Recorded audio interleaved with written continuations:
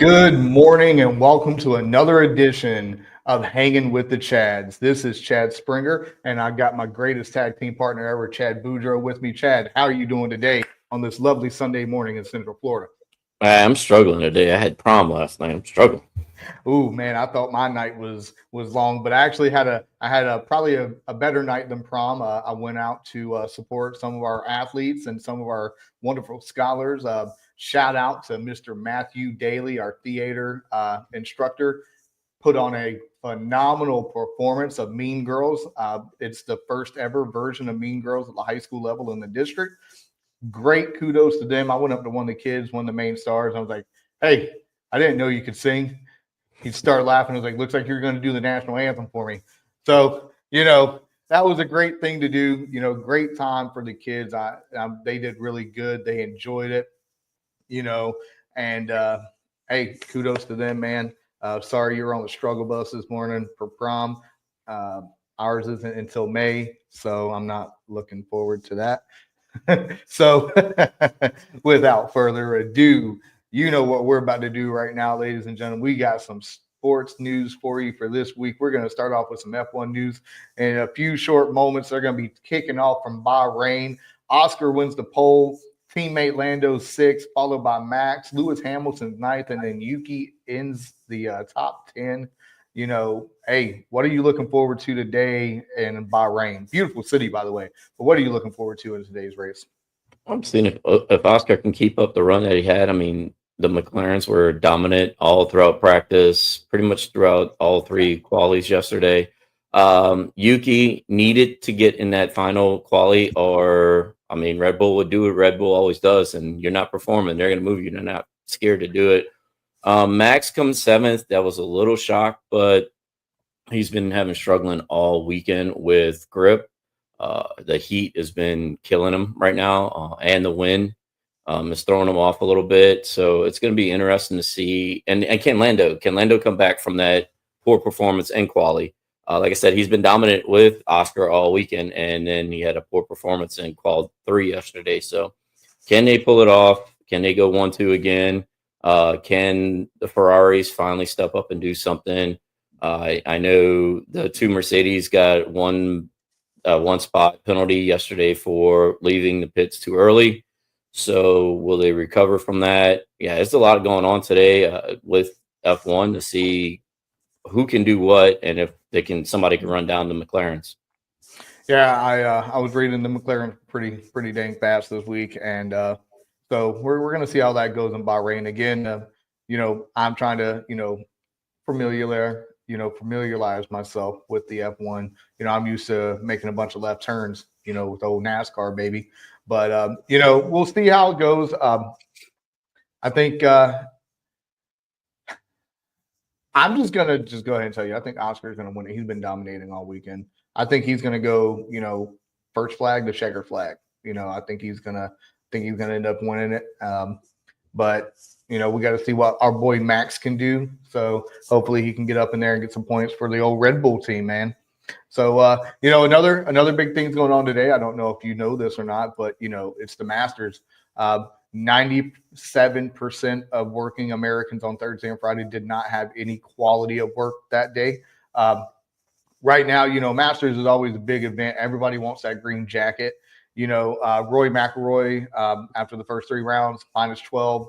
He has a 2-stroke lead over Bryson DeChambeau, and who's a minus 10. I think this is going to be really interesting final round we got going on. Scotty Scheffler's minus 5. He's tied for 6th. There were some notable cuts I've seen in there. Phil Mickelson, former winner. Fred Couples. I think Dustin Johnson is his name as well. But I think this final round is going to be real interesting. And shout out to Roy McIlroy. I mean, right now he's the dog of the PGA. I mean, he's always there. I love my boy Scotty Scheffler. That is America's most wanted #1 right there. So at the end of the day, I want Scotty to get up there, but I just he can't make up 7 strokes. So I just hope that Roy can hold off Bryson, and we'll exciting final round. Any thoughts on that? Yeah, so it's the classic golf. You have the stoic Rory McIlroy, who's going to go in there, only show emotions when he needs to. And then you've got the new darling of golf and Bryson, where he started at first. When he started out, he wasn't one that was the fan guy. He was kind of the bad boy. He didn't want to be around the fans. And then he turned it all around.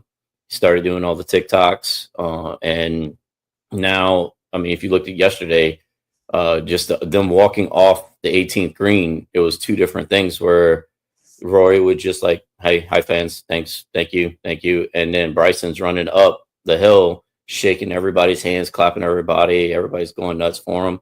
And there was a report this morning on ESPN where he was on, I don't remember what hole it was, but he was toying with the fans. He would put his hand over the 3-wood, and then he'd put his hand over the driver back to the 3-wood, and then all of a sudden he like grabbed the driver out, and the fans went nuts.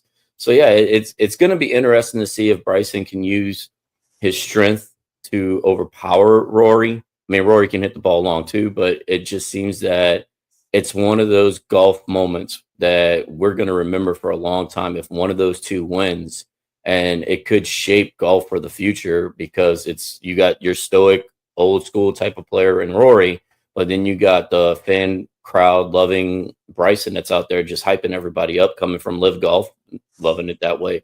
So yeah, it's interesting. I do think Scotty can pull off a comeback, because Rory, out of all of them, has that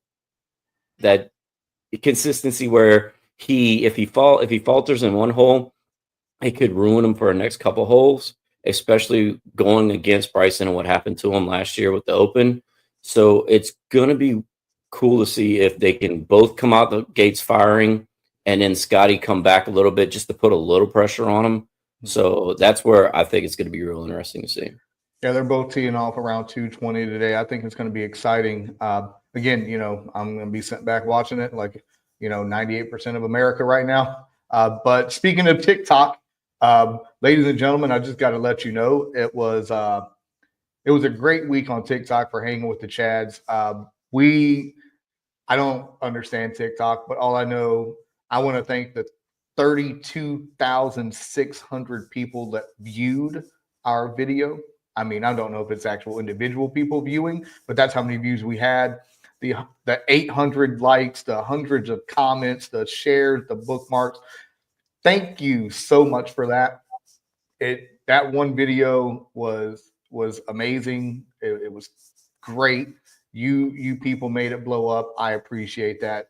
Boudreaux appreciates that. And I mean, like all week we was going like, holy shit, look how high this is getting. I've never seen something like that on TikTok, but that's great. Let's keep that up. Getting our voice and our opinion out there is always a good thing.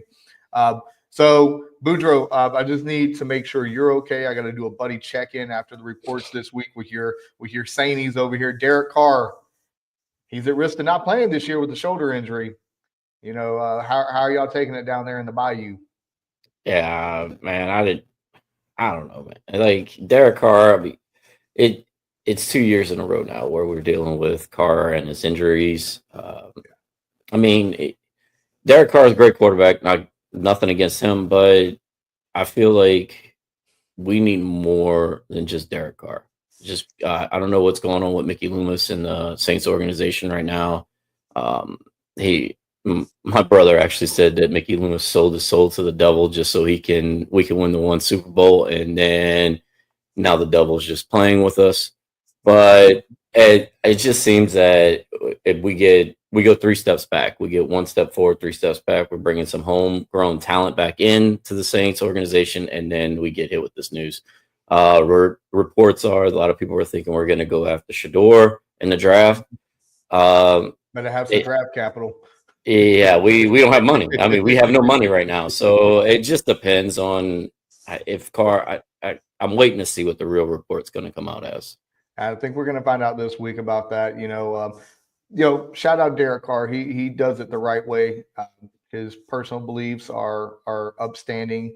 Hopefully it's not too serious, but I mean, the shoulders, man. Quarterback ain't got a shoulder. He ain't going to be much of a quarterback. So hopefully it gets better. We're going to move in now. You got some NBA news. NBA ends today. The play-in begins Tuesday, but let me just stop you real quick. We always speak about this individual. We're probably his biggest fans right now, but the Joker. The Joker is set to become the third person ever to finish the NBA season averaging a triple-double. Obviously, we know Oscar Robertson did it. We know that the great Russell Westbrook, who is a teammate of the Joker right now, has done it 4 times. Does this make Joker the MVP this year, or is it still SGA's based on the, Oklahoma City Thunder and the way they played this year? See, I hate MVP talk because MVP talk always goes. It just seems like it always goes to the winner.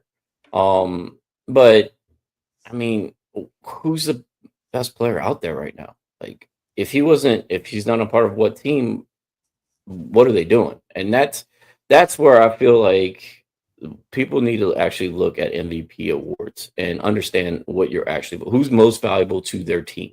And that's where it should come in. I think Joker is great, but I mean, you got Russell Westbrook who's done it on your team. Yep. SGA, if he's not there with the Thunder, I mean, what's going to happen? Like they're not making that run. So he's more valuable, and I think it's still his. Yeah, it's great that we got another history making moment. I mean, what can't Joker do? But the biggest thing is they fired their coach. I mean, last week, how is that going to affect them in the playoffs? There is rumors swirling around, ladies and gentlemen. There are rumors swirling around that the Joker potentially could head out west a little bit further out there to the coast in Los Angeles and put on that purple and gold. And you put Joker, LeBron, and Luka on the same starting floor. I mean, that's going to be pretty nasty. However, at the end of the day, we're not here for rumors. We're here for facts sometimes. But I don't know what's going to happen with the Nuggets. I know the play-in is going to start. Shout out to the Magic for making the play-in. Hopefully they beat Atlanta Tuesday night so that they can advance. But I think these NBA finals or the NBA playoffs is going to be very interesting. But shout out to Joker making history yet again, man. I mean, what can't he do? I mean, people say he's not serious about basketball, but 28, 12, and 10 tells me, or 29, 12, and 10 tells me otherwise. I mean, he's always playing. He's rarely hurt. Shout out to him. And before we get into our next topic, we're going to take a quick break. This episode is based on conduct detrimental to the team. And our next topic, we're going to bring in our special guest, Casey Peabbles, after this break. And he's going to help us discuss this next topic and then move into our topic that we're going to get into. All right, ladies and gentlemen. So if y'all just bear with us for a few moments, we will rock and roll for a little bit and we'll take a short break. Thank you for hanging with the Chads on this Sunday morning, and we'll be right back.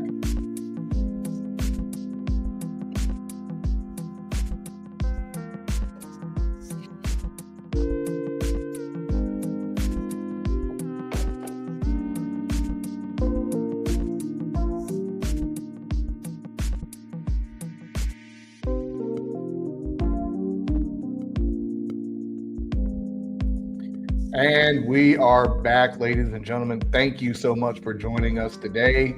As I said, we got a great episode planned. It is conduct detrimental to the team. And right now, we're going to bring in our very special guest, a dear friend of ours, a dear friend of the show. He is a business owner. He's a Navy veteran. He's a former educator, former coach. Ladies and gentlemen, Casey Peabbles. Casey, how are you doing this morning? Doing all right. How you doing? Doing good. Casey, we appreciate you being here today. We appreciate you taking time out of your busy day to come and be a part of our show. And we thank you for that. And, our topic today is conduct detrimental to the team. Where do you draw the line? And we're going to start off with the biggest sports news right now coming out of college football. The Tennessee Volunteers have moved on from their starting quarterback, Nico, in wake of a decision that he didn't attend practice on Friday. He wanted NIL discussions to be renewed with the school. Head coach Josh Heupel said, it's the state of college football. At the end of the day, no one is bigger than the team, including myself. That's that's pretty good things right there that we got coming in. I guess Nico told his OC Friday night that he wasn't going to be there, and he's in the process of transferring out. So, with conduct detrimental to the team, and you put this into perspective, let's talk about this NCAA or NCAA news right now. Is Tennessee making the right decision on this? What do you think, Casey? I mean, if he's straight up telling someone that he's not going to be there, then why even try? Like, I'm sure they've already had discussions and tried to get everything going. But if the player himself's like, nah, I don't want that anymore, and just is throwing in the towel, then don't waste your effort. Move on. Boudreaux? Yeah, I mean, so I always have a theory, and it happens a lot here in Florida too, with school choice, and kids transferring in and out of high schools nowadays. It's like, I don't care if you're the best player on the team. If you don't want to be here, don't be here. Go somewhere else. I'm not going to stop you. I'm not going to sit there and go after if we think there's some kind of recruiting going on. I mean, to me, it's not worth the fight if the kid doesn't want to be there. Because what happens if they have to stay there and play for you? They don't want to play. They're going to kill your locker room. And we're literally talking about $2 million with Nico. He wanted a $2 million raise, basically. And like that $2 million, and granted, it's Tennessee. They got money. They could do what they want with it. But that $2 million could go to a lineman that's supposed to protect him. So to me, it's him putting himself on a pedestal above the team. I think Tennessee makes the right decision here by telling him, go wherever you want to go. Get out of here. Apparently, the funny part about it, the rumor is that Lanning up in Oregon is the one that ratted him out. Shout out Dan Lanning, Mr. Duck himself. Speaking of ducks, the Celebration Ducks, you know. Hey, shout out Dan Lanning for that. But yeah, he's the one who called up Heupel and was like, "Hey, yo, you're starting quarterbacks out there shopping himself," and that's how this whole thing started. So yeah, I think Tennessee's doing the right thing here. Again, you're talking major D1 school, SEC school, rich in history. They're going to get another quarterback. It may not be a type of quarterback like Nico brings with him, but it's still going to be a quarterback that's going to be able to keep them competing for a long term. So good for them. Look, I just look at it like this, man. NIL is killing college athletics right now, I think. The only thing I like about NIL is EA Sports college football. That's it. You know, that is the only thing I like about NIL. Look, let's be real. You were pretty excited when college football came back. I literally cut my work phone off for a freaking week and played that game. I just played it yesterday, okay? And I'm waiting for the new one to come out. Once it's pre-order time, I got it, baby. Anyway, so back on topic. Look, NIL is killing college sports, man. I mean, look, if you want to transfer, go ahead. But they need to bring back the old rules where your ass has to sit for a year. It's going to limit the transfers real quick.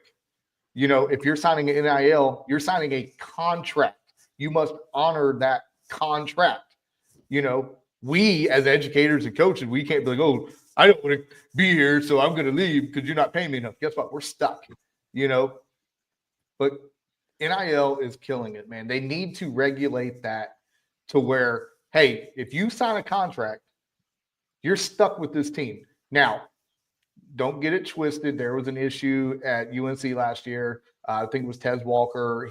He started up in Minnesota or something, and he needed to come back home. His grandmother, who was his guardian, you know, had like stage 4 cancer, and he needed to be close to her. That's a different story. Okay, hey guys, help the kid out. I mean, he had to fight the NCAA just to get approval, and then he still lost. You know, but for someone who's already getting paid millions of dollars to play college football that ain't stepped in the NFL yet, to say, I want more money, and then he's just going to be like, hey, I'm freaking leaving. I'm hitting the portal. The transfer portal needs to be regulated as it was. If you transfer, you sit for a complete year. And on top of that, you lose a year of eligibility. If you want to transfer, go ahead. But these are the consequences to your actions. It needs to be regulated, man. This is going way too far. You got dang, who was it? Who was it? Marshall that when their bowl game, they had to opt out of their bowl game because over 50% of their roster or something like that was in the transfer portal.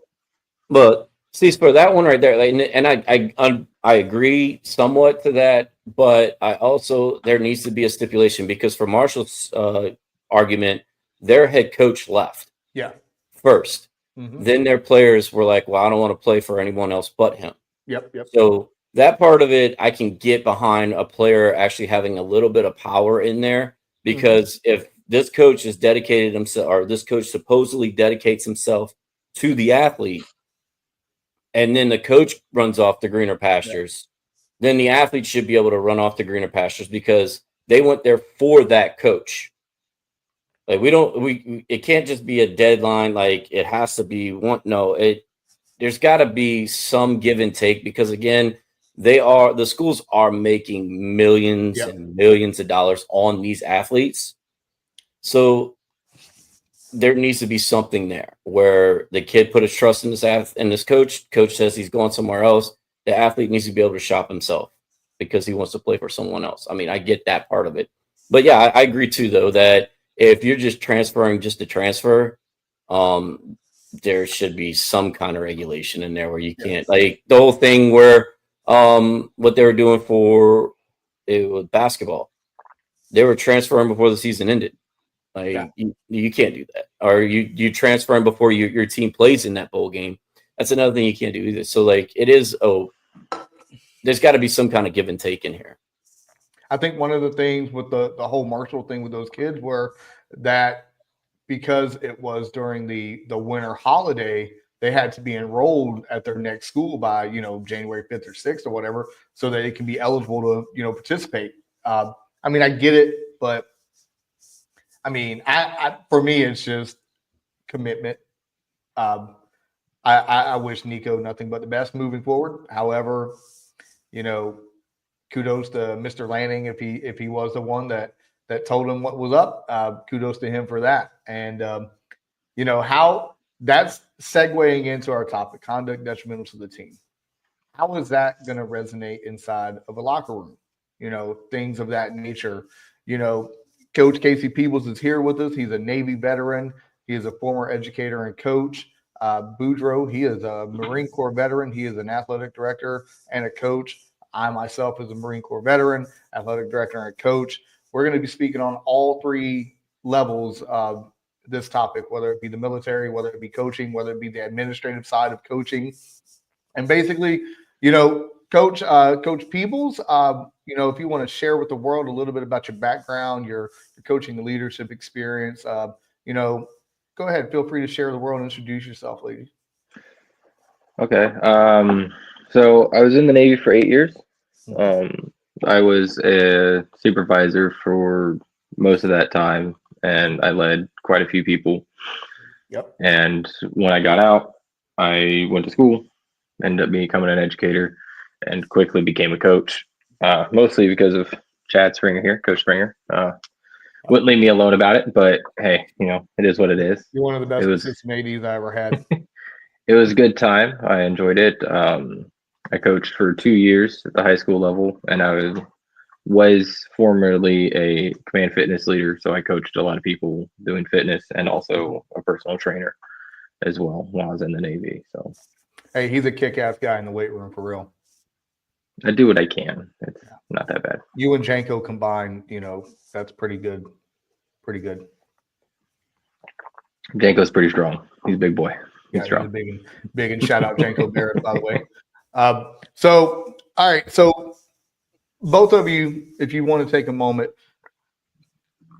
define what it means from the coaching, athletic director, military world. What is conduct detrimental to the team? What do you think there, Casey? What does that mean to you? You're looking at the guy who's not a team player, like the me guy. Everything he does is just for him. At the high school level, there's obviously kids like that who don't know how to be a team guy yet. Even in the military, you still get those guys who will absolutely throw one of their friends under the bus just to make themselves look better. And get out of it. It gets really rough because you're like, hey man, we're here for each other, one team, one fight kind of deal. Mhm. And some people just, it never clicks. So you see it start to fracture, like these bonds you build with your team. Coming from a coaching perspective, you got that one guy or one girl who does not listen, who just does whatever they want, doesn't show up to practice, shows up late, no communication. And then all of a sudden you'll start seeing the other players doing the same thing. And in the military, same way. Like, yeah, there's more rules, there's a little more scrutiny about it, but you'll have that one person who just doesn't listen. And all of a sudden the rest of the team stops, they stop listening. And it just starts to fall apart, everything you've built. And I think that's really detrimental. That's like, to me, the basis of being detrimental to the team is just that one guy, that one me guy. Mhm. Boudreaux, follow up. Yeah, so I go with that. Adding on to it, like it's literally just one athlete, or it could be a group. Because you do have your cliques, especially here in high school, you're going to have cliques. You had some kids, especially in the big popular sports, you're going to have like the popular crowd, and they're going to only want to hang out with the popular kids. And but the thing that makes it detrimental to the team is that it takes away from your ultimate goal. Now, we're not talking ultimate goal as like winning championships. We're just talking about ultimate goal of just working together to get to whatever goal it is. That's the ultimate goal, is just working together to try to finish off. And if there's one person on the team that's, again, going for themselves, or a group of them that's just going for themselves and not the whole group as a whole, that's what's going to be detrimental. It could be as easy as bad mouthing the coach behind his back. It could be anything easy as just looking out for themselves. Like, I'm going to score all the touchdowns. And then they score a touchdown and get a flag thrown on them because they're celebrating the end zone because it's all about me, me, me, me, me. Instead of just giving the ball back to the ref and then celebrating with your team on the sideline. So there's a lot of things that could be detrimental to the team, but the ultimate thing is stopping you from getting to your goals as becoming a team as a whole, and that everyone is working together and looking out for each other. Yep, I agree with that, and I'm going to piggyback off of what both of you said. It's everything. I mean, from the military, it's your superior leadership. It's your subordinates. It's yourself. It's your colleagues. And in the coaching realm, it's the parents. It's the players. It's the coaches. It's the administration. From an AD, it's your coaches in general. It could be your players. It could be your admin. It could be your school district. It's everybody plays an integral part in this. And one thing I like to tell everybody, I was like, here's the best example I can give. Even when we was in the military, we get a lot of freedom of the words and phrases we get to use. I say, hey, new guy, this is Chad Boudreaux. He has a wife and kid at home. Hey, this is Casey Peabbles. He has a wife and 2 kids at home. Hey, this is Michael Pesamanik. He has a wife and 6 kids at home. Do you want to be the reason that someone has to tell their wives and their kids that daddy is not coming home? Because you're that one arrogant person that let's be real, in the military, you have to be a cohesive unit, because I tell everybody all the time, you got to be able to trust that guy or that girl to your left and right to not shoot you in the back, even if it's friendly fire, And from a coaching standpoint, I tell the kids, on a football field, you got 11 guys that you all have to be in sync with what you're going to do on every particular play for it to run fluidly and perfectly to have success, because yes, the ultimate goal is to be successful, but everybody defines success differently. I define success as, are the kids understanding and are the kids learning and the kids having fun? It's not always about the wins. We're not going to win every single solitary game, but are we competing every single solitary play? So, it's with that, what's the line? Where do you draw the line to where you either have to remove a kid, remove a coach, or sometimes you might have to remove yourself from the situation? Casey, where do you draw the line at? My hard set line, 100% is disrespect. Yeah. And there's times and place for joking and having a good time and everything like that, but sometimes at the high school level, these kids don't know, and it just is disrespectful. So I usually talk to them like, hey, we got to watch that. Mm-hmm. And I actually had an incident during the weightlifting season this past year that I had to remove a lifter because she was being disrespectful, not only to me, but also her teammates. And I don't do that because at the end of the day, I feel like coaching and high school athletics and sports is trying to help these people, like help these kids become better people, not just better athletes. Yeah, You know, absolutely. so that's my big thing. If I could teach them how to be respectful, it'll go way further in life than if they can hit, you know, a 400-foot home run. You know, that's just in my opinion. They'll get more Obviously, money if they hit for a home if they run. can hit a 400-yard bomb, good for them. Right. But if they're going to be arrogant while they do it, that's going to kind of hinder them as well. Boudreaux? Yeah, so my line, and I've done this with all my soccer teams I've coached, and I do it at Celebration. It's don't lie to me. Like it deals with that whole disrespect thing. Just don't lie to me because I can help you get through whatever you need to get through, whatever happens. But if you lie to me, it's over. Like I can't protect you. And I mean that's how life goes. Like we all make mistakes. We're all human. No one's going to be perfect every time they do anything. So as long as you're upfront and honest about the mistake you've made, then you're going to get by with it. I mean, even look at like the FHSA, right? Like if you self-report a mistake that happens, your fine that you usually get is reduced a lot. Instead of you sit there and you try to hide it, and next thing you know, instead of paying $250 fine, you're paying $2,500 fine, and that's a huge difference. So that's how life really works. I mean, as long as you're not, like you're saying, disrespectful, but to me, as long as you don't lie about anything that you've done, regardless of how bad it is, you can get through it. As long as you go to and you tell people what you did and you're remorseful about what you did, then people can help you. Yeah, absolutely. That's all great right there. You know, don't lie. You know, be respectful. You know, it's basically life lessons that we're trying to teach the kids every single day. You know, my hard line, honestly, is just don't be dumb, and that could be that could be a lot of things. But let's be honest, man. Sometimes a kid needs a hug more than a ass chewing. You know, if they had good intentions in what they was doing, not saying that they should not be held accountable.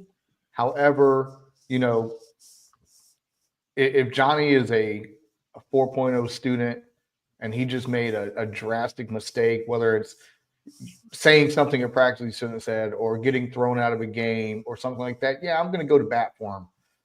But I am going to tell him that, hey, whatever the state says, I'm going to hold you accountable with whatever that may be. Now, if it's, you know, we had an instance where a kid got thrown out of a game this year for fighting. When they don't understand, we got the camera in the gym, and then in our gym, we got like 47 cameras to see every different angle. So I literally pulled up every single camera and showed all that my kid did was push the guy away, get up and walk away. Like if someone's on top of you, you have to be able to remove yourself from that instant. Because like the guy was on top of him, punching him in the face. My kid didn't react. My kid pushed him away, got up and walked away. Guess what? My kid didn't get in trouble because I fought for that kid. Now, if it's a blatant thing where you cuss a referee out and I'm looking at you while you do it, son, you're done. just sit on down for about 3 games, buddy. But at the end of the day, my line is just like I say, don't be dumb. Just don't make dumb decisions. Like, look, I get there's passion involved. I get that, you know, there has to be respect. There has to be, you know, no lying, cheating, or stealing. Because I'm the same way. You know, when you put your stuff in that locker room, you expect your stuff to stay in that locker room. You know, don't steal from your teammates. You steal from your teammates, you're gonna steal from your mama. You steal from your mama, that's just dumb. You know, but I think my hard line is just the decisions they make. Obviously, I'm not going to tolerate racism. I'm not going to tolerate racial slurs. I'm not going to tolerate, you know, the sex, drugs, and rock and roll. You know, we're not doing that. But at the end of the day, I tell the kids all the time, like, you end up in the dean's office, that's dumb. You know, these right here get you in trouble a heck of a lot more than anything in this world. You know, if it's a rule not to have them, just put them up. You know, that's simple. And, you know, I try to just hold them accountable for what they do. Uh, so let's get in. Coach Peebles mentioned an incident he had. Let's look at it from this point of view about real life stuff.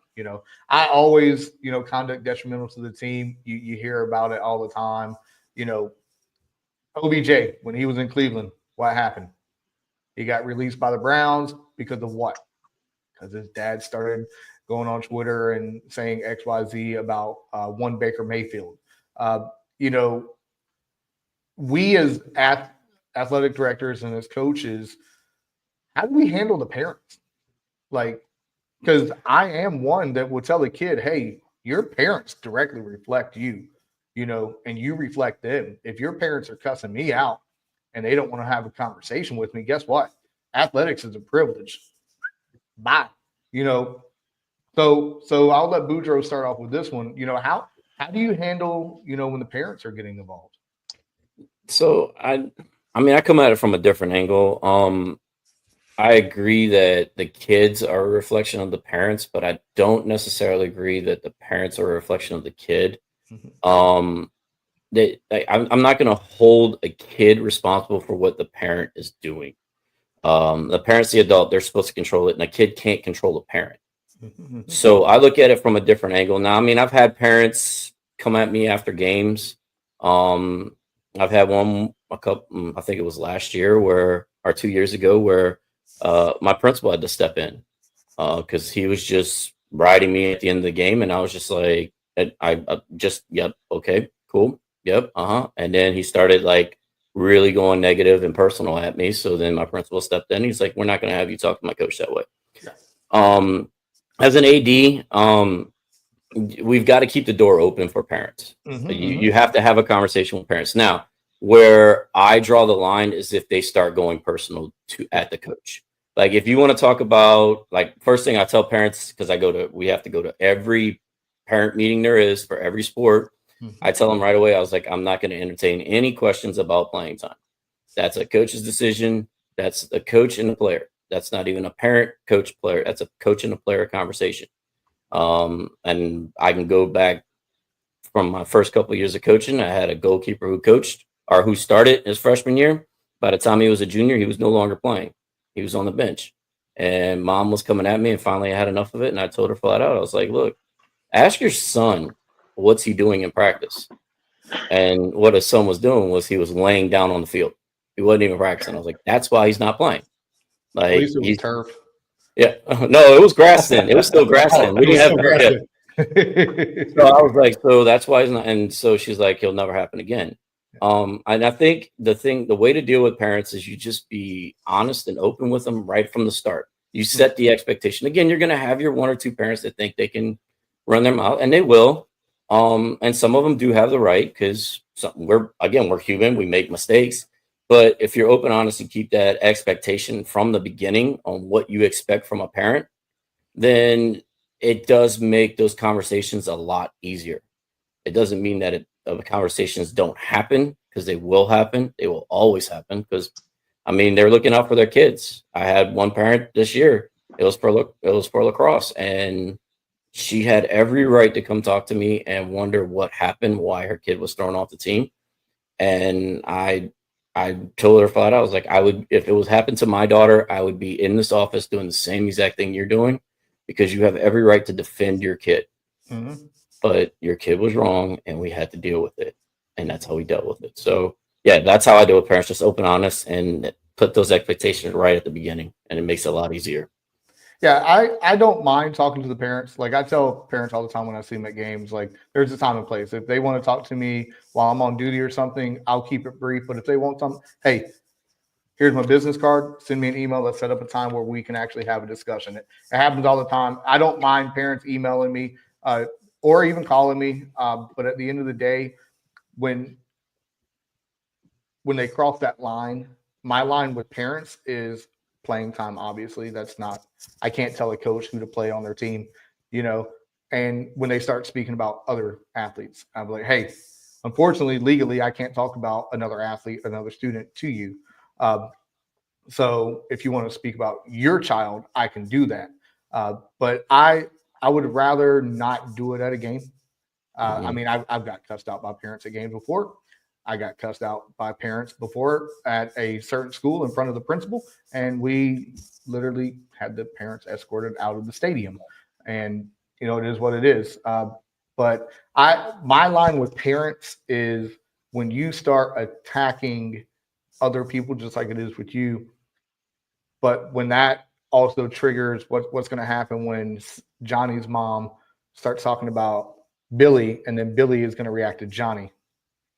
What's that going to do in the locker room there? You know what I'm saying? Mm-hmm. Peebles, any additions to that? I mean, I think you guys hit it pretty right on the head. The kids can't control the parents. Yeah. And what I've realized coaching at the high school level is these kids don't always tell the truth, And my kid plays sports, and sometimes I'm her coach, sometimes I'm not. And whatever happens, I'm like, hey, don't talk to me, talk to your coach. I was like, that's not my job. Talk to your coach. You can come and complain to me. When she says, you are my coach right now. I'm like, hey, talk to your other coach. Because I'm like, that's the thing is like, my daughter was on my weightlifting team. She was on my softball team. And I told her, I was like, you want to talk to me about coaching stuff? Do it while we're there. Because once we leave, I'm not coach. I'm your dad. So time and place. And she learned, and, she played volleyball too. And she would come and oh my God, I'm not getting any playing time. I don't understand why. Coach just keeps yelling at me and doing this and doing that. I'm like, what do you want me to do? You want me to go talk to her? Because I'm not going to. I was like, I'm not going to go talk to your coach about why you're not playing. I was like, that's up to you. Be a big girl. Go talk to her. And that's my thing is these kids, they'll come to their parents. That situation I talked about in the weightlifting team season. The parent came in hot, had to meet with our AP and our other coach Barris, and she came in hot. She was like, why are you kicking my kid off the team? Why am I hearing about you cussing out my kid and everything like that? And I was like, I did this. I was like, okay. So I let her go. Yeah. So I let her hear and I let her talk. And then afterwards I was like, well, this is what actually happened. And I told her, and I was like, I have people. I was like, I had two of my captains right there. They can tell you the exact story of what I just said. All I did was relay the information that I heard back to your child. Mm-hmm. And then after I said that, complete change.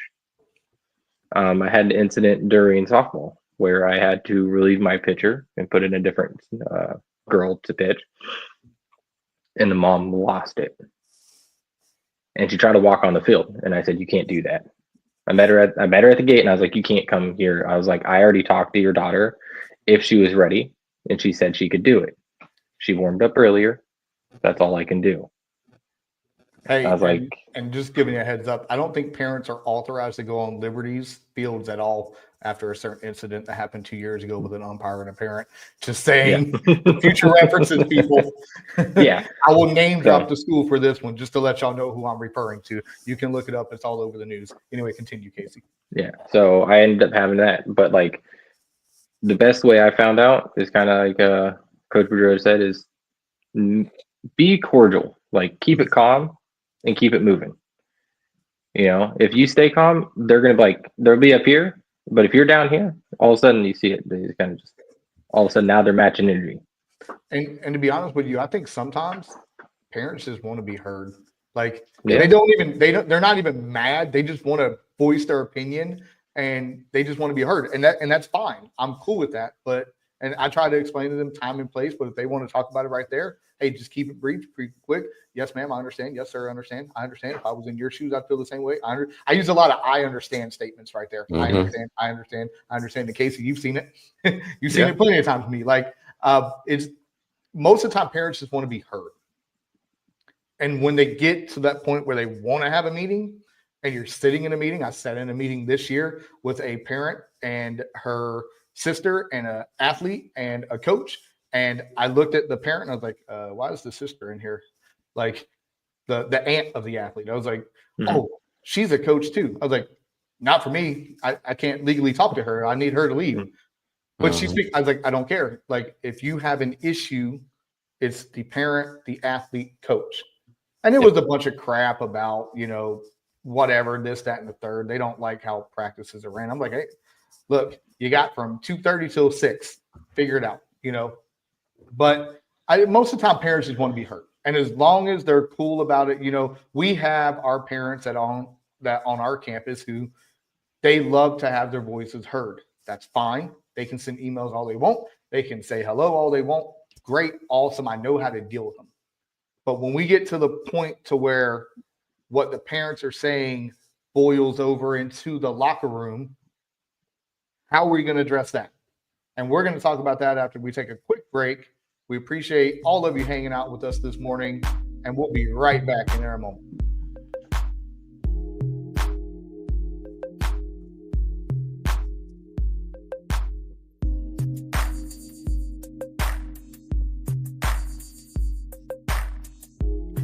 And we are back. Welcome back to Hanging with the Chads. I am your co-host, Chad Springer, with my greatest tag team partner, Chad Boudreaux, and our very, very special guest, Mr. Casey Peabbles. Before we took this quick break, we was talking about what happens when all that controversy and all that drama, whether it be from parents, whether it be from athletes, spills into your locker room. How are you going to maintain your culture, your team's environment, which we all want to make it positive at all times? What happens when it spills over? So, Mr. Peebles, you got an issue that spilled over into your locker room. Explain to everybody how you're going to prevent your culture from being in shambles. I mean, my first step is to address it with that athlete. Mm-hmm. Like, hey, what's going on? Why are we doing this? What's up? And if it continues, I'm like, okay, well, let's have a little family discussion. Yep. And I take the whole team and we all sit and we talk about it. I'll obviously talk to my assistant coaches beforehand, like, hey, this is what's going on. I keep them in the loop. Mostly when I have that conversation with an athlete, they're there. But sometimes it gets to the point where it's like, there's something wrong and we need to hash this out. Let's figure it out, And I did that during the weightlifting season for the girls. And like last year, it seemed like super cliquey. We had like a group of girls over here, a group of girls over there, a group of girls over there, and they'd only work out with certain people. Well, this year I was like, I'm not doing that. I was like, we are going to be one team and we're all going to work out together. One team, one fight. And I addressed it early and it really, I think it helped. Like we had more girls qualify. We did better. A lot of girls joined after, like, they came in a little late, but still, they fell within that window of being able to join, and they enjoy it because the team welcomed them. And it wasn't like, oh, that's a new girl, I'm not going to talk to her at all. And that's a good, healthy, like, locker room thing. And sorry, I got sidetracked there. I apologize. Your ADHD, your ADD, ADHD kicked in. You've seen us a little bit, yeah. But that's the biggest thing: is address it fast. Is in my opinion, address it quick and just straight to the point. Don't beat around the bush. You're the coach. That's what you're there for, to make sure things are running smoothly. It ain't like when we was in the military, we could take Johnny to the tree line. We can't do that. Yeah, we can't do that here. We value our jobs. What's my 3 rules? Hey, my 3 rules. Boudreaux, I don't think you know my 3 rules. Don't touch kids. Don't steal money. Lock all gates. So those are 3 really good rules to have. Yep. And then rule number 4 is don't do dumb stuff. Mm-hmm. So Boudreaux, bounce off you real quick. When it starts spilling over into your locker room with your many years of coaching, whatever it may be, how are you going to handle that? And what goes on in Boudreaux's world? So, I mean, we had this happen this year, and kind of going with what he said. I mean, I do take an extra step in it. So the first thing I do is when I notice it, I had an athlete who was bad-mouthing the coaches, bad-mouthing me and my assistant coach, saying that we didn't know what we were doing behind our backs, but we caught wind of it. And so I pulled in all the assistant coaches, so the JV coach, JV assistant coach, and the assistant, and Lauren, who's actually the head coach. And we all sit there and we talked about what do we want to do.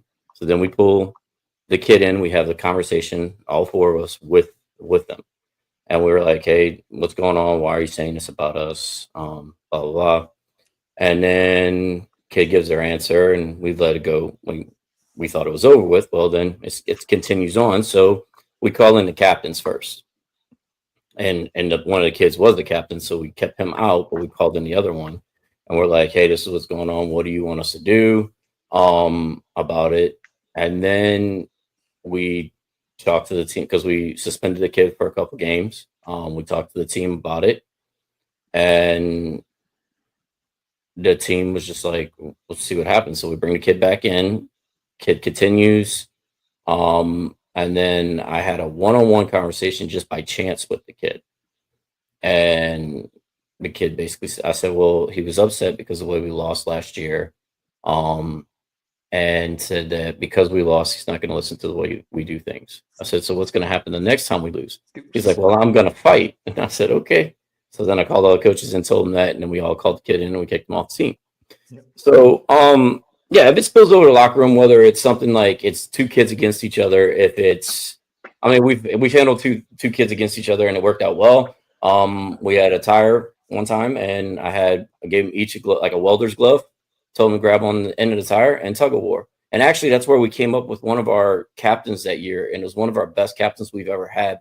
He was in the fight with the other kid and he grabs the end of the tire and he knew that the kid was having a rough life at home. So he let him win, even though he was the stronger athlete. He let him win. So after everybody left, I pulled him aside and I asked him, I was like, dude, why'd you let him win? I was like, I know you're stronger than him. You could have easily won that. He's like, coach, he needed a win. So I was like, okay. So, yeah, I mean, there's things that we do on the side that tries to eliminate these kind of things to happen. Sometimes when it bowls over like it did this year, I mean, we have to get rid of the kid. But I try to go and get the entire team because, like, what Tennessee's coach said, like, no one's bigger than the team, even the coaches. So I don't want to sit there and be like a dictator and say that you're bad mouthing me, you're gone.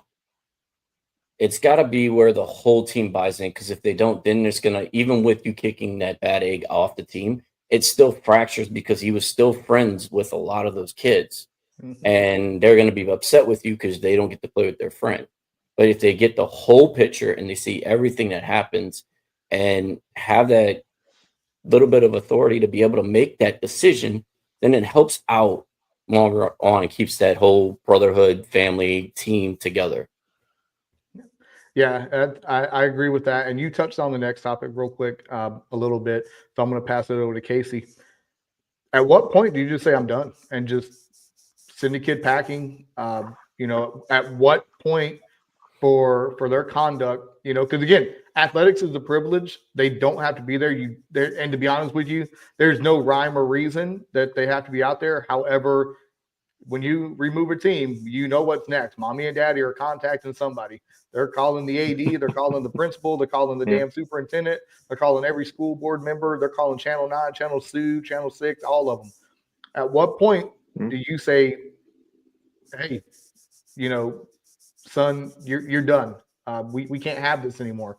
And do you rely on, speaking to your admin or, your assistant coaches to help you formulate that decision being the head coach? Like, Casey, how do you handle that if you're ever put in that situation? I believe in the 3-strike rule. Like Coach Bruto said, I do usually have a captain's meeting too. That's why I like having 3 captains on any team, because there's always that one vote, like that's a tiebreaker. You might get one kid's like, no, they're perfect, they're fine, and then the other one's like, nah, get them off the team right now. And then usually that middle ground. So it kind of helps. But I do the 3 strikes. So if me and my coaches go and talk to the kid and the behavior continues, okay, now I'm going to go talk to the captains and be like, hey, captains, why don't you try to figure out what's going on with this kid? I already tried. They didn't want to talk to me. You try to talk to them, see what happens. So then the captains go and do it, and behavior continues. Then we have that team meeting. And if the behavior doesn't change after that team meeting, I'm saying, all right, that's it. You don't want to change. You want to keep being like this, no matter what, who talks to you, no matter what's going on. You're done. We don't need this here. You're being just negative for the whole team. We can't have that. athletics is supposed to be a positive thing, and you're just bringing you're dumping on everyone's day, right? So then usually I'll tell like the athletic director or an AP or someone like, hey, this is what's happening. Here's what's going on. And then the case that I talked about for weightlifting, I keep referencing it because that was like my first big time having to deal with a parent, and it went sideways pretty fast because we had a meet that day. I had to kick her off because I found out she was bad mathing me and teammates after I talked to her, after the captains talked to her, after the team talked to her. And I was like, all right, that's it. I was like, you're done. Give me your singlet, get out. Like, and she went and, like I said, she went and ran, told mommy some story that didn't actually happen. And mom requested a meeting with AP before I even had a chance to talk to anyone about it. Yeah, I didn't know about it until like a week later. Yeah, so like everything hit the fan, it went sideways real fast, and I was like, okay, we'll handle this now. So everyone was caught off guard by it, but luckily I had prepared myself. You know, I had the forethought of saying, okay, I need witnesses. So real quick hypothetical. I'm going to give you this. Both of you, real quick hypothetical. Your three captains come up to you. I'm going to tailor this to weightlifting and then soccer, okay? Your three captains come up to you, Casey, and they say, hey, we want, such and such removed off the team. There is no 3-strike on this. The captains came up and made a decision. However, such and such that they want to remove off the team is probably going to be a state qualifier for you. Boudreaux, your three captains want your leading scorer taken off the team. What are y'all going to do, hypothetically? My first question is why. I like, yep. If I haven't seen anything to where I need to start taking the steps to find out what's going on, I feel like it might be something personal between the athletes. And cool, you might not like that person, but they could be one of the best players on the team. And it's a question of why. Do you not like them because they're arrogant? Do you not like them because they kissed your boyfriend? Do you not like them because, some personal reason? Kissing the boyfriend's a really bad reason to have a teammate on your team, buddy. I'm telling you right now. Oh yeah. Well, you shouldn't be kissing anyone's boyfriend, all right? I'm just saying. I'm not Wow, that took a left turn real quick. Now I'm gonna have to put the explicit content rating on this now. Thanks a lot. You're worse than theory. Nah, it'd be all right. But that's my thing. It's like, is it a personal reason? Is it a team related reason? Are they in the locker room, trash talking everyone? I'm not in the locker room. I don't know. So it's a question of why. Yeah, no. Yeah. It's that question of why. You gotta know the reason. If they don't have a good reason that they can articulate, then well, all right, let's all talk about it, I guess. But if they're like, oh, because they hit me with a PVC pipe straight in my head, or they try to kill me with a 45-pound plate, I'm like, oh, okay, let's hold them. Actually, you call a timeout there. Pick up the waffle. Yeah. I need to add me down. Right. This is escalated. Like, hey, we need SRO.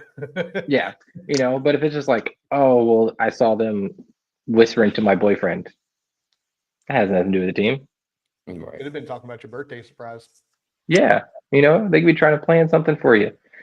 But that's my first question, is always why. And Boudreaux? So, soccer. No, I mean, I'm the same way. First thing's going to be why. What's the point? Why are we going to kick? Like, we made it through the season. This kid's leading the team in goals. Why are we kicking him off the team? And then it depends on the reasoning. Like Casey's saying, it could be just something stupid, and we just sit down and have a conversation. It could lead to the whole pulling tug of war on the tire. It could be that this is a conversation that involves more than just me and the captains, bringing in the assistant coaches, trying to figure out what's going on, what is making the three captains want this to happen. Now, again, is it something that's destroying the team? I mean, that's what happened this year. Was our best defender, and that's why he got kicked off. It was just something that was destroying the team and the concepts that we were trying to put in place. Or is it just something like Casey saying personal, and that it's something that could be dealt with in a conversation? If it continues, then it goes to those 3 strikes. Hey, we've had this conversation about this. What are we still doing it for? So yeah, I agree. It's a conversation. The why and what is the why. If it's something bad, then yeah, they're gone. Yeah. If it's a reason, just some personal, uh, then we can deal with that. And this is a perfect segue into our final segment. Would you rather? Casey, if you haven't seen the clips or played the game, we give you two options and we get to find out who you really are based on your answers out here. At least I'm not saying start bench cut Kobe, LeBron, or Jordan. So we're going to share you that one. All right. We're going to find out everything we need to know about a certain guest coming on the show real soon. That's all I'm saying. Yeah. All right. So, hey, the first, would you rather deliver hard news about a player's dismissal directly to the parent yourself, or have the coach handle it and risk a story getting twisted in the community? Now, this is from the admin or AD point of view. Mr. Casey, please answer the question. I mean, I would rather the coach handle it, because at the beginning, it's the coach's responsibility, and if it gets to the point, I'm going to back up the coach. Yeah. Unless it's egregious, if the coach cut the kid because they didn't like, I don't know, the fact that they were wearing red that day, and you can't wear red at our school. Yeah. Because we're a green school, so that just, it's like, okay, that doesn't make any sense. I can't back a coach on that one. But if it's like, oh, the kid was being disrespectful and the coach just doesn't want to deal with the parent, all right, I'll deal with the parent then, I suppose. Mm-hmm. But I'd rather have the coach do it. Yeah, I mean, it depends on who made the decision, right? So if it's something because of an admin standpoint that we had to kick them off the team, whether it be like grades or they broke one of the code of conduct rules and we had to kick them off the team, then yeah, I have that. That's an admin decision. I'm the first line of defense when it comes to admin. Then yeah, I'll do it deal with it as the AD. But if they're kicking them off the team due to like some kind of conduct issue they're having as a coach, I would like them to run it by me first. That way I have a heads up, because we all know that's the next phone call that's going to happen is going to be to me. And I really hate when a parent approaches me about something and I go, and I do it all the time because my coaches, sometimes they tell me things, sometimes they don't. And it's just, parents, they have this imagination. Yeah. Sometimes they have the imagination in their head that this is going on and it really doesn't, or it does. But so I have to tell parents all the time, well, let me look into it first and I'll get back to you. Yeah. So, but yeah, if it's something that it was a team decision and it was the coach's decision, the coach needs to handle it. I'll be there to back them up 100%. If they're like, hey, can you come with me when I tell the parent? No problem. Can you be in the room when I make the phone call? No problem. Can I CC you on an email? Absolutely. But yeah, if it's a coach's decision, coach needs to handle it from my perspective, but they need to let me know about it. If it's an admin reason, then I have no problem handling it. Yeah, I think both of you make good, strong arguments for your cases. I'm not, one way or the other. I think it's a case by case situation. For instance, we had to remove a kid from a particular spring sport this past week, and it was definitely some conduct detrimental to the team. That's all I'm going to say. When you're fighting your own teammates, I mean, that's not a good look. But I wanted to deliver the bad news because I was contacted by another athletic director from another school district about my athlete's behavior.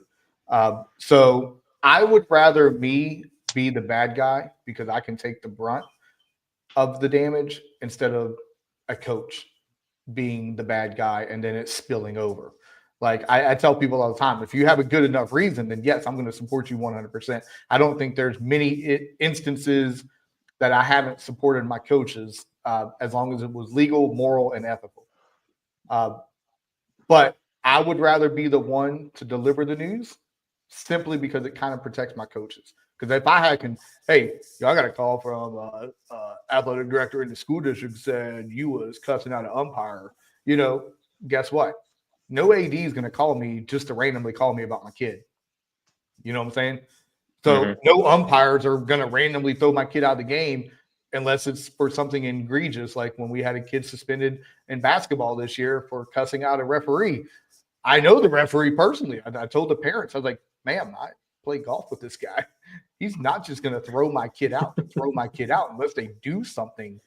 And he even explained to me what happened. Like, okay, fine, cool, whatever. He's gone. But I think it's a case by case, but the majority of the time, I'd rather be the one to break the news because it protects the coach and the team instead of the mom going out, oh, this coach hates my kid and y'all shouldn't go there. And did it. We already got enough bad reps that it is. We don't need more piling up on us, At least they can say the AD sucks. And then, guess what? Hopefully in about a month, they find out I really don't suck. If you catch my drift, Boudreaux. So, at the end of the day, it is what it is. I would rather deliver the news than having my coach because I don't, going into the next question, would you rather take public responsibility for dismissing a player to protect your team culture or stay quiet and let rumors fly to avoid external backlash, potentially letting the situation fester into something more? Again, I would rather do that because I can look at myself in the mirror and be like,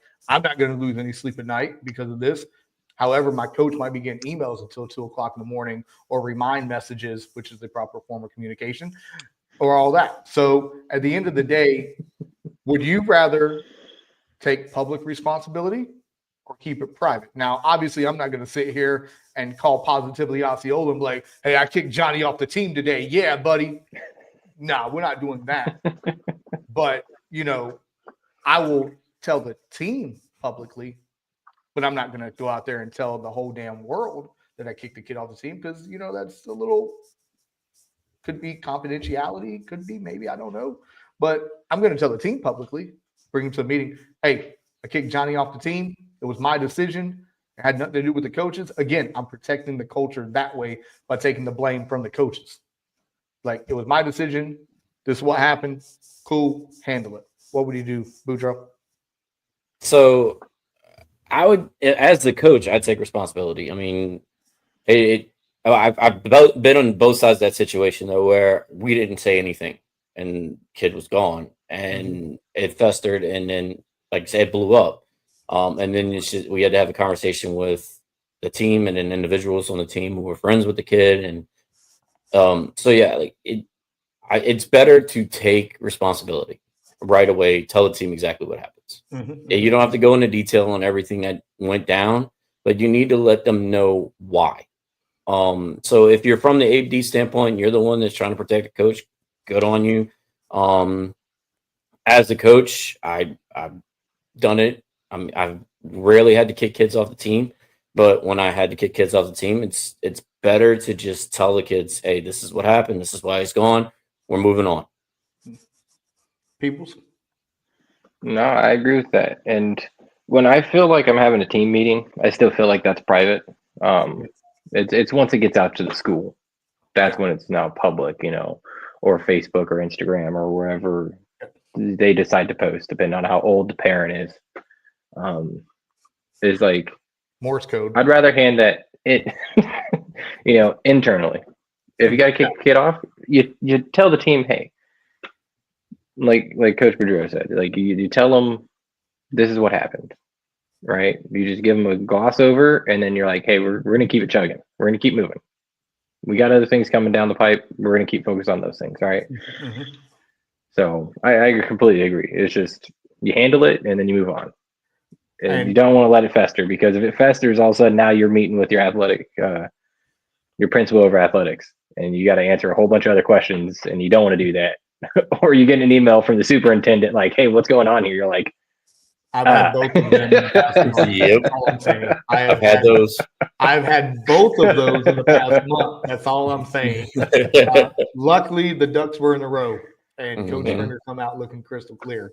But one thing I will give advice to any coach is talk to your admin, talk to your AD, talk to your AP, let them tell the principal, because most of the time the principals really don't give a crap. And then they're like, okay, cool. As long as your ducks are in a row, you're good.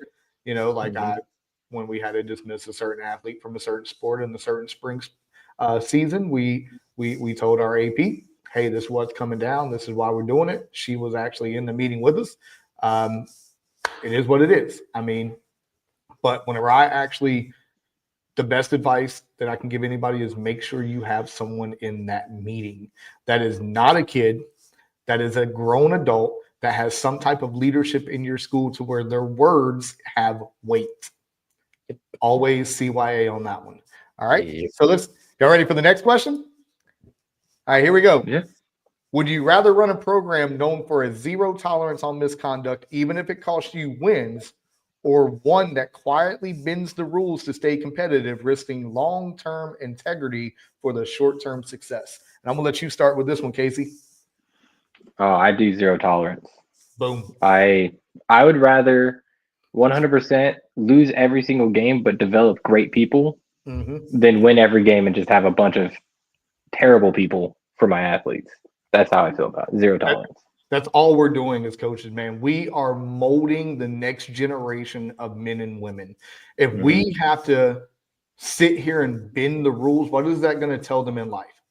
That, okay, shit, it's okay to text and drive while I'm doing 90 up OBT. You know, it's okay to do, you know, not wear my seatbelt. You know, if we are literally teaching them how to be young men and women and be assets to society, think about this. Think about those certain athletes that are about to go in the military. Hey, some of them about to get a reality check. Yo, tree line, baby.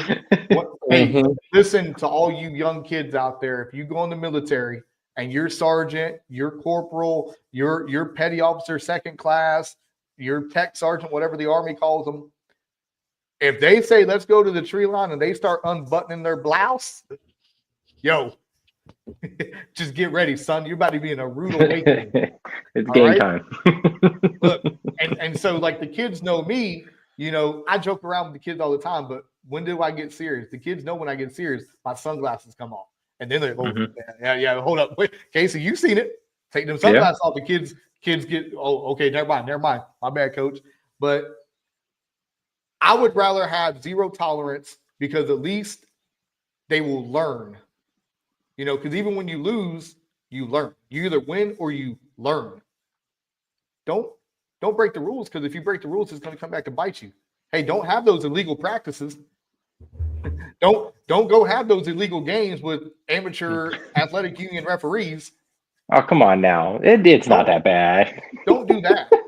You know, don't just open your gates and let the kids come in from any school you want to go play on a Saturday. You know, follow the rules, teach these young men and women how to be young men and women. There is no rule worth breaking. The big red book explains everything and every consequence. Don't be calling up the kids from the other schools. Hey, dog, we got a new coach coming in here. Don't you come over here and play with us? Because guess what? That'll get you a $5,000 forfeit of pay. That'll get you a 6-week suspension. And that forfeit of pay is your teaching salary, by the way. So you're going to go from $52,000 to $47,000 real quick. Boudreaux? No, zero tolerance, man. I mean, like, what you're going over, right? And even if it's just like, don't even look at granted, the money part of it, that's a coaching thing. That's all that. And then the suspension of games, it's more of coaches. They're not going to be able to coach. They're not going to be able to do what they love doing. They're not going to get paid. But from a kid standpoint, how much would it suck if you made it to the state championship game? And I mean, basically, in both of our schools, that'd be like the first time we've made it to a state championship game, pretty much. Hey now. I know both of our schools. He's right. He's both right. of our schools. I'm not saying your school. We got one team championship too, but still, like both our schools, right? You make it all the way state championship, and that's when everything gets under a microscope. And then next thing you know, the state's like, you can't compete. You can't compete in that state championship, or that state championship that you just won means nothing now. And you have to give everything back. You've worked all season long because you or your coach or somebody in your organization decided to break the rules. And you takes one. You can't, but you can't start of it like just think of it as the FHSAA rules too. Like just think about your conduct rules, right? You let this one kid, because he's your star athlete, get away with all this stuff, but then you got your bench warmer over here. You're punishing him because he's doing the same exact thing this guy's doing. Like now you're creating all this controversy on your team. There's going to be no unity on the team. No one's going to think of you as a leader anymore. They're going to think of you as like you play your favorites. Yep. And now you're not going to get to that state championship because no one's going to want to play for you. So at the end of the day, it's got to be zero. It's got to be zero tolerance whatsoever. Yeah, you hear about it all the time, man. Team makes it to the state championship. All of a sudden, they found out you got 4 kids ineligible. I mean, whole season gone. Well, I mean, it's just I can go off of. We did it before. We had a kid that skipped class a bunch of times, so we called him in. We told him stop skipping. His mom comes in for a meeting with the principal for some reason. Kid's supposed to be in class, not in class. He's across the street of the apartments, and we had we had the district championship game that night, and he was our best defender. This was like back in 2019, 18, somewhere around there. And I was like, dude, we've had this conversation. You're benched. Benched our best player for the district championship game. We still ended up winning the game 1-0, but it was tight the whole game because they can come down that left side, and we had no one there. Yeah. So it's zero tolerance because no matter what happens, it sets with us doing that, it set the tone for the next 5 years where they're not afraid to. I don't care who you are. They're not afraid to put you on the bench. They're not afraid to suspend you, kick you off the team if they have to. So it sets that tone if you keep the zero tolerance from the start and go through with it. Yeah. Hey, look, those apartments are very convenient for educators that live there. Look, I was about a month away from moving in those apartments, if you catch my drift, back a couple of years ago. Yeah. Hey, I would have saved a lot of money on gas and tolls. All right. So, all right, hey, here's a big one. Would you rather confront a one-time outburst from a staff member or an athlete that's clearly over the line, or deal with months of subtle undermining that poisons your team culture with the risk of ignoring it? I'll let people start. I mean, I'd rather deal with the one-time outburst because then it's just like there could be something, it could be really anything. They could have gotten a speeding ticket on the way to school that morning and they're just mad about it. They could have received bad news. And you're just like, hey man, what's going on? Like, talk to me here. What's up? But that month to month just undermining you, like you're telling the team to go run laps and the other coach is like, oh, you only got to go just run one. Go do this. You don't got to run. You're like, hold up a second. What are you talking about? Wait a gosh darn minute here, buddy. Yeah, let's go to the tree line. and coming from a weightlifting perspective is like, I write the workouts up on the board. I'm like, hey, this is what we're doing. And then you get a coach who's like, oh, you don't need to do that workout. It's not effective. You're like, or someone like me that comes in there and just erases it and walks away. Yeah, yeah. It's stuff like that. Like, I would rather deal with that one-time outburst, 100%, because usually there's an external factor that caused it. Whereas sorry. Go ahead. Sorry. Yeah. You can finish your statement. Whereas like the months, the undermining is usually because they just don't respect you. Yeah. And that's a whole nother conversation you have to have with the entire coaching staff and the AD and be like, hey, I can't do this. Like, this guy's got to go. So that's just in my thoughts. Boudreaux? No, I agree, because the one-time outburst usually does, like you said, there's another factor, especially if it's somebody that's been by your side forever. You've worked great together. You've done a lot of things together. And all of a sudden they just one outburst and you it's an easy conversation. You sit down with them like, hey, what's going on, man? Like, we've never bumped heads like this before. What happened? What's going on in your life? What's going on in my life? What did I do? Because that's where a point where you could sit there and take personal responsibility, because maybe it was something that you actually did that led to this. And then you could fix that. Where if it's months and months of undermining, then that right there, talk about conduct detrimental. That is huge conduct detrimental, because it says in the question, I mean, you're poisoning the team. You're poisoning the well. If everyone's looking to you as the head coach or as an athletic director, as the leader of this whole thing, and then you have the one person, whether it's a coach on your staff, assistant coach on your staff, or an athlete, they're going to sit there, and it only takes them to get in touch with 2 people, because then those 2 people go to 4, and then those 4 go to 8, and it just keeps multiplying, and all of a sudden nobody wants you around.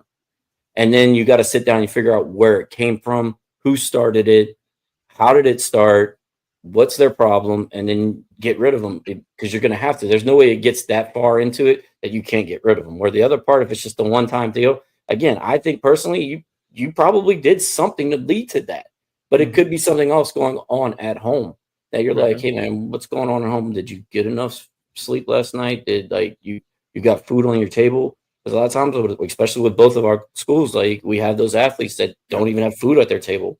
And you're like, man, did you get food last night? Like, do you need something from me? Like, can I help you out a little bit with something? Can we figure out what's going on? Can I bring you to our fit counselor? We can figure out something that you need. Like there's so many things that deal with the one time that it's almost an easy answer than it would be if you have that whole poison well situation. The first thing I'm going to do is I'm going to make sure there was none of these out. That's the first thing I'm going to do. Because once they get out, Twitter, Instagram, blown up, out of my hands at that moment in time. Now it becomes a investigation for admin. Second thing I'm doing, I'm going to talk to the coach or the player.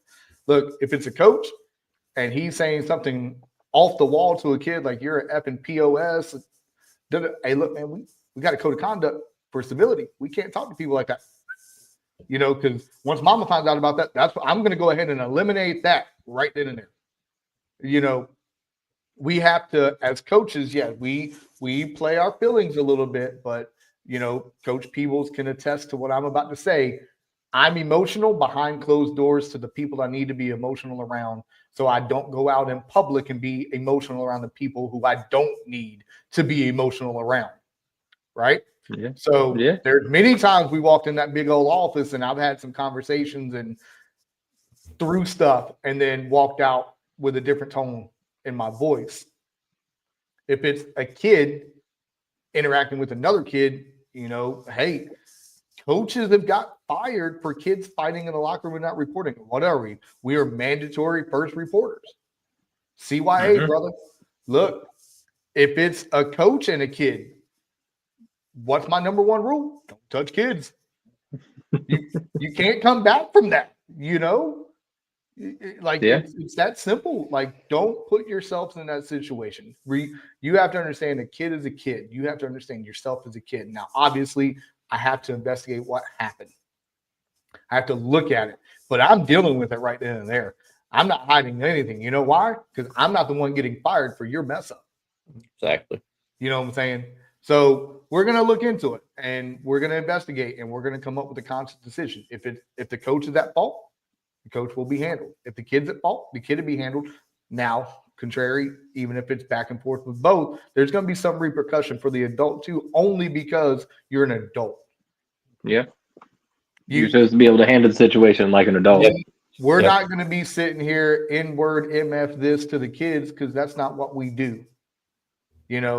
We need to, these kids in both of our schools need to know that they can trust us to protect them. I like to think I have a good relationship with the majority of the kids in the school. I can talk to the kids. I fist bump the kids every time I see them. I laugh with them. I joke with them. But I do that for a reason, because when they're out there yelling at an assistant principal in the courtyard, I can go up there and calm that situation down. I tell them, hey, why are you doing this publicly when you can go to private, have a grown folk conversation, and hopefully not get as many days as you're about to get out here, bro? Just be smart. Because once you start yelling out here, everybody's going to be looking at you. You don't want people up in your business, So I'm handling it right then and there. We're going to move on to the next question here. Would you rather deal with a star coach who wins but consistently undermines your leadership, or a new coach who might not win as much but models everything you want in culture, even when handling misconduct? Go ahead, Boudreaux. Oh, give me the coach with our culture, man. It's just a coach that wins and undermines you at every point is the same coach that's going to try to bend the rules to favor them. So they're going to be the one that's going to go, and you're going to make it to the state championship game because they're so great at coaching. They're great at X's and O's. They're great at motivating. And then all of a sudden, headline on the newspaper is your school is forfeiting 14 wins and is kicked out of the state championship game because of this, that, or the other thing, because your coach decided to do something behind your back. Yep. If you have a great culture in mind that you're trying to build, the wins will follow. Yeah. It's something I've always believed in. If you can sit there and constantly do the right thing, the right time, at any time, then you're gonna win. It might not be overnight. It might take years for this to happen, but eventually you're going to start winning and you're going to start seeing the fruits of your labor. I mean, I don't talk about myself, but we have, for our boys soccer program, we have 17 championships in the 11 years I've been there, whether it be district, conference, or regionals. In my first year, we won 3 games. I didn't start winning until year 3. You have to build that culture from the ground up, and you can't just automatically come in and be like, I'm great, and it's going to happen overnight. It just doesn't happen that way unless you bend rules. So it's got to be culture to me. You got to go with the culture. Yeah, definitely. Casey? I mean, coming as the newer coach, I would rather have that. Like, because like we keep talking about, it's about building the next generation of responsible men and women. And if you have a school, usually that's what they're looking for, is to make these people responsible. Yeah. And so I'd rather be the newer coach. I'd rather have the newer coach that aligns with that. And that's just my thoughts on it. Like Coach Vergil hit it perfectly. Take the newer coach, because you never know when that coach who's winning everything but bends the rules is going to get caught. Yep. And we don't like that. I told, the county AD a little while ago that, hey, at least I'm not in trouble this week, so I like those weeks whenever I don't have to answer phone calls. But at the end of the day, yeah, perfectly, man. Y'all both hit it nail on the head. Get those coaches, give them the opportunities, let them learn what it's like from your culture. Because what I say at the AD meeting, last month, Boudreaux, that everything's a cycle. I'm keeping receipts. At some point in time, those scores ain't going to be the same. At some point in time, we're going to flip the script over here. And, it is what it is. I mean, I've been saying that for 2 years, that I don't care what the scores are as long as we compete. We're going to keep receipts. Mm-hmm. As long as you do things the right way, things are going to change for the better. And that's the sole thing, is we have to do things the right way. It does not matter what the situation is.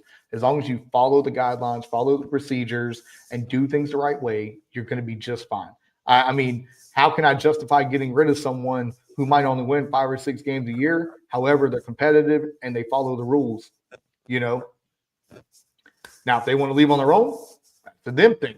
However, I mean, at my particular school, I mean, 5 or 6 wins is a good number in a lot of sports. And I don't say that to be funny. It's go look at the history. No, that's 100% true, though. Go look at the history. I'm not saying anything negative. I am the biggest supporter of my school you're going to find. Let's be real. Casey, you've seen it firsthand for 2 years. I rarely missed opportunities to go places. And I know what you're thinking in your head. Don't say it out loud. I know what you're thinking. Shut up. Just building on that, right? So with your whole 5 or 6 wins, like even for us in football, we've been terrible, like historically bad. Yep. And we've had 17 new coaches in 22 years. But I finally had a real hand in hiring a coach in like a major sport like that. And his culture, the way he wants to build a culture, aligns perfect with mine. And this year was the most competitive year we've had, except for the 2 winning years we had. This is the most competitive year we had. And when we competed with Dr. Phillips, that's how building a culture. And if it aligns with your culture and doing the things the right way, that's what can happen. Granted, it was the first year he was there, but he had basically the same athletes that we had the years in the past. It's just he dedicated himself to the culture that we're trying to build there. And it's paying off. Yeah, I mean, y'all were really, really good this year. And I mean, y'all took it to us. So I mean, I ain't gonna say anything. You showed up to the district weightlifting meet with like 20 kids. I mean, so he's clearly doing the right thing over there. That was a really good hire for y'all. I think he's a great coach. I think the expectation is going to be even higher this year. Anytime you can compete with a school like DP, I mean, that should be a building foundation right there. So kudos to that. That was a great hire. I hope that our new head football coach can do the same that we just hired here at my school down the road.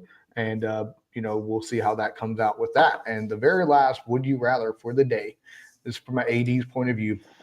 Would you rather have a parent who constantly challenges your discipline policies but does not do so respectfully, or one that supports you to your face but but does so respectfully, or one that supports you to your face but stirs up controversy online, undermining your decisions? What would you rather? And let me start off with this one, please. I would rather have parents who have the courtesy to come to my face, sit in my office, and speak with me about issues. Now, what they do when they leave my office is what they do. I can't control what they do on social media. We all agreed with that earlier. But I would rather you come to my face before you go online, because I'm not going to sit here and go online and respond to your tweets or your Facebook, crap, because I could really care less. Because I literally tell all parents, if you think you can do my job better than me, let me know.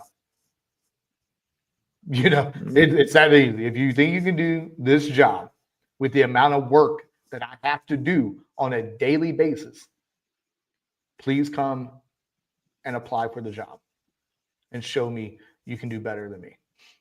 But if you have the courage to come and speak with me face to face, that's great. Because, again, we all have those parents that want to be heard, but we also have those parents that have no issue saying, "Dear superintendent, this is what I don't like about that school. Their principal is this. Their AD is that. They don't get this. They don't get that."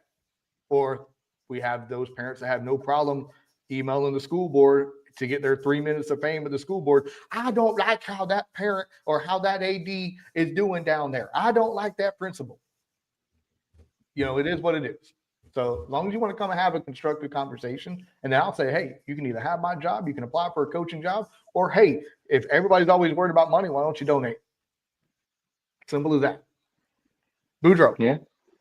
So I'm with you, man. I have no problem having a conversation with parents. Yeah. Like, if I'm doing something wrong, please call me out on it. Like, we could come to a solution. I'll try to be better next time.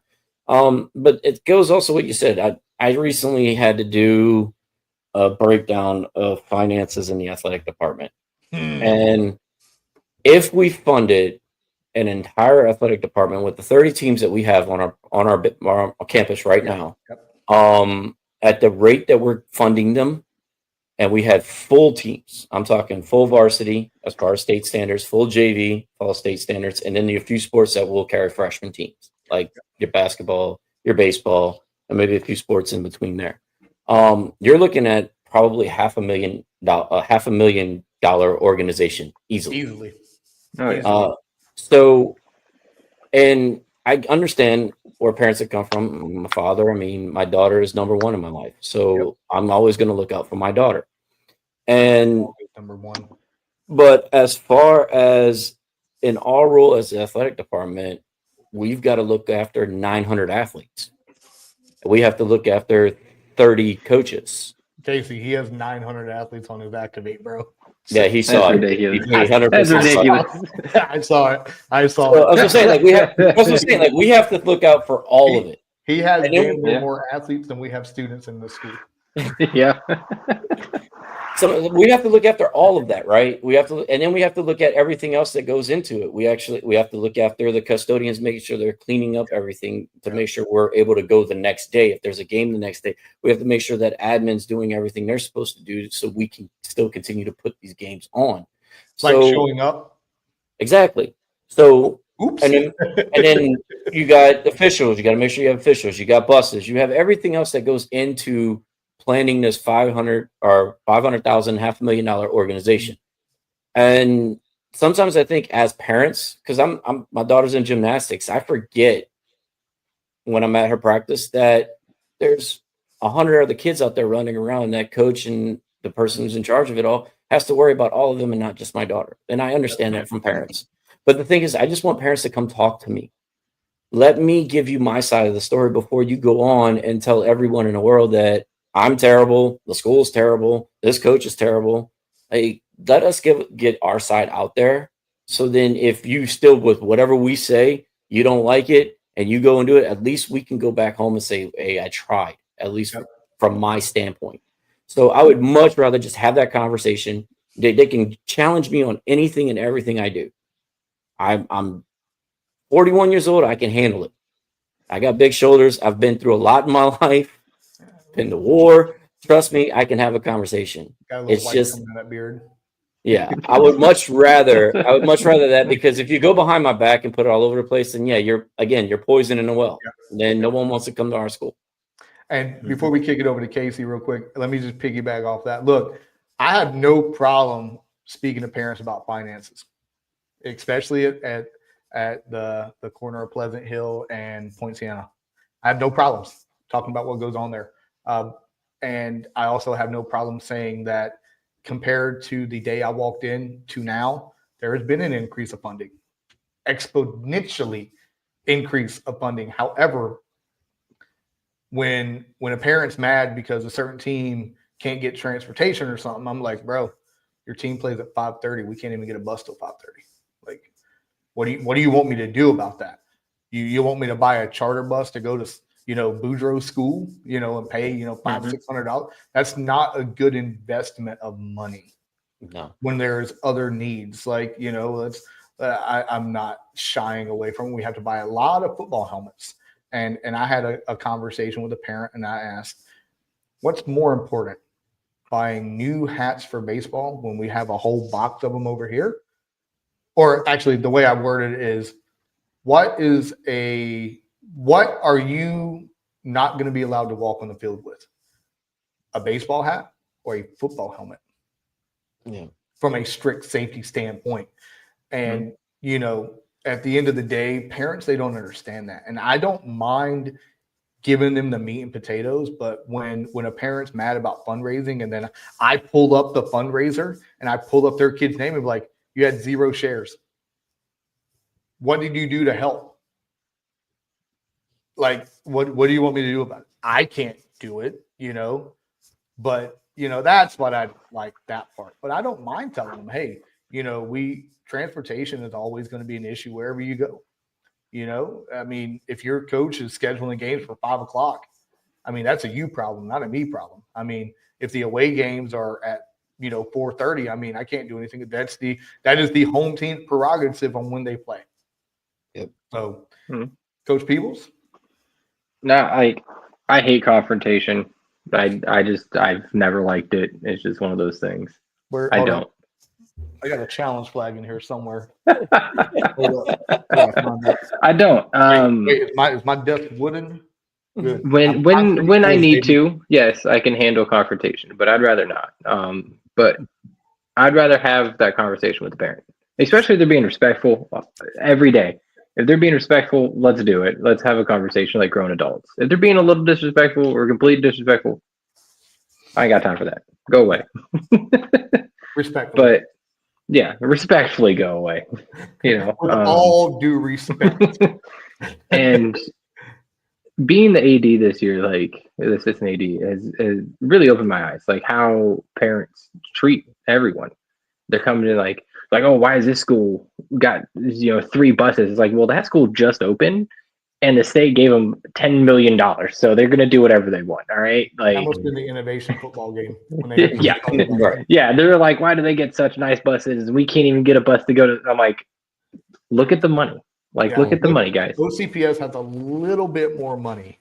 Yeah, and I tell them, I'm like, and when we were holding our weightlifting meets in the weightlifting room, I'm like, well, we don't have money. We can't have 2 separate sets of weights. Yeah. I was like, we can't be out in the gym because we need the weights in here. So what are we going to do? Weightlifting, I would like to thank our wonderful donor for donating our new bumper plates and racks for our weightlifting team. Shout out to that donor, Casey Peabbles. And I kept telling parents all year long, I'm like, if you want us to get these things You have to donate. And they're like, well, doesn't the school district? I'm like, the school does give us money, but that goes to officials. It goes to basic transportations. So by the time it hits October, we're already out of money. Like, what are we supposed to do? And they're like, well, you should have more money. I'm like, then you need to talk to the superintendent and the school board to get us more money. You as the parent need to be more involved. And they usually don't like that. They're like, I'm involved. I'm like, no, you're not. I was like, you're over here complaining to me. I was like, I'm a parent and a coach. I'm involved. I spend my own money to help these kids, you know, because their parents don't send them to school with snacks, even though they're going to be at school until 6 o'clock at night. So I spend my own money. Yeah. I spend my own money. I give them snacks. I give them Gatorades. I give them what they need to keep playing. And parents are like, you shouldn't do that. I'm like, then are you going to do it? They're like, no, I'm not going to spend my money on that. I'm like, well, then somebody's got to do it. You know, I love talking to like even our colleagues about like this type of thing right here, where like our colleagues inside the school will be like, oh man, athletics gets everything they want. They get all this new stuff. You know, they get this, that, you get those new locker rooms. You got this. And I'm like, bro, not to get in factual information, what I'm about to say. Athletics gets no money from administration. All of my money comes from sponsors, whatever donations I can get, and tickets. That's it. I'm thankful that our school district does provide funding for officials. I am thankful that our school district does provide funding for some maintenance stuff. So what people fail to realize, I don't get a budget from the school. I get what I have left over from the year before and rolls over. You know, I don't get that luxury of, you know, having X number of dollars provided for this or that. And not that I'm complaining. However, people don't understand that part. So like when I'm sitting in the school and I'm like, how much is that robot that paints the field? Damn, $8,000 a year. Where the hell we get $8,000 a year? Well, it's $4,000 for me, $4,000 for Poinciana. Like, deal with it, bro. We're smart here. And then but those ticket sales are what you got paid for it. Well, 50-50. Yeah. we got some discretionary funding left over that I kept. And you know, I tell them like the paint, thank God the school district gives us maintenance money because that's how I pay for my paint. Yep. You know, like at the end of the day, when I said what I said at the beginning of the school year in front of the whole entire, now Boudreaux, this is the exact words I said. All of you heard yesterday that you need to be supportive of admin and be on the admin's good side, but that is total, complete bull crap. Your stakeholders are the kids. You want your kid to listen. You need to be involved in athletics. You need a volunteer. You need a coach. It was a good turnout during football season where I had 20 people volunteering in every game. But after football season, gone. Now I'm thankful for the help I had. However, when people think like they'll come and talk to me like, oh, how did you get charter buses? Come to find out, charter buses are actually cheaper than taking a damn school bus, and they're convenient. They can show up on time for football. Absolutely, 100%. Let me tell you something. I paid to go to Oak Ridge High School from Kissimmee to Orlando, over $1,100 for 2 buses. The following week, I went to Winter Springs High School, $750. Yeah. Oh yeah. Yeah. Well, it's also this too, right? So, which program has the most impact on kids? Like I said, at our school, you said it. We had over 900 athletes. There's no other program in a school that touches 900 students. That gets in contact with 900 students. So why wouldn't we have to try to spend as much money as we can to make the facilities look better, make the kids feel better about themselves playing the sport, getting the best coaches we possibly can. And then there, what are the program? I mean, granted, yeah, you have band, they do the same thing. Theater does the same thing, but it's not 900. They're going 2 hours after school. They're going however many hours for game nights and still coming back to school. And they still have to keep a GPA. Yep. Or some of those other things like your clubs and stuff like that, they may or may not have that GPA standard that they have to hold. So why would we not try to spend more money in the athletic department than any other part of school except for the actual education part of the school? Because again, no one's going to come up like, great, we get good crowds like you had last night. You had the play you went to, and we had a play at our school too, and they've been getting good crowds because we get to see the ticket sales, being that we're ADs, we're all a part of the whole thing. But that part. that's only they only put on a play like 1 week, and then all of a sudden, like, they go months without having another play, and then they do it again. Where athletics, there's someone in that stadium almost every night during the school year. Yep. And then there's somebody in that gym almost every night. So you're going to have more stakeholders in those two places than anywhere else in that school. So why not we try to make those facilities look the best they can, because then people see how great it is, and they're going to want to put more into that school, and they're going to be more appreciative of school and have more school support than if it was like everything was falling apart. You know what I love? My favorite colleague comment is, you really don't do nothing at the school. All you do is focus on athletics. I love that comment. Yeah, I love that comment. I'm like, what time did you get here today? Oh, I got here at 7. I was here at 6:15, open up a back gate. What time did you leave last night? Oh, I left at 2:45. I left at 10 o'clock. Exactly. And let's keep this in mind. I drive an hour one way. Yeah. So, and I'm not going to sleep right when I get to bed, or right when I get home. But at the end of the day, like, I love whenever, people that they just don't understand it. And in reality, that can be detrimental, because what are the colleagues talking about? Colleagues are talking to the kids. Oh, man, you should play sports. They haven't done anything for you. You haven't got new uniforms. Every team on my campus since I've got there, with the exception of two teams, has gotten new uniforms. Those other 2 teams will be getting new uniforms this summer. So in 2 years, I have replaced every single uniform on every single kid, including soon-to-be weightlifting. Spoiler alert. So at the end of the day, they don't see that what they're telling kids, oh, they don't care about you. That's detrimental to the kids. Like, why? Just show up. Just show up. What are you doing on a Friday night? Yeah. Dr. Harris did tell me that she liked the fact that I got a hold of, the band director, the theater director, the chorus director this year to help out at games. We have a new chorus and band director now all of a sudden. But, Mr. Daly, back to Mr. Daly. That's the voice of Liberty Athletics right there. Yeah. And he's going to love this new setup we have. Can't wait to use it tomorrow for our district girls flag football game. But at the end of the day, where does that line go? I mean, if your own colleagues aren't believing in us and, doing crap that's detrimental to us, that's going to set us back too. And we're already at a disadvantage already. I mean, like, let's be real. I mean, we don't have 900 kids beating down the doors to be in athletics like some schools on this broadcast do. I mean, I think we're at like 1,300 kids in the whole school right now. Our graduating class, I think, if I remember correctly, I could be wrong, when last time I looked on the board, is less than 300. Yeah, I think it's like 280 something right now. Yeah. It's pretty low. But but we're up against it too, right? Because we're in an education business. Yeah. Our number one goal is, for all of us, our number one goal is to get those kids across that stage. Absolutely.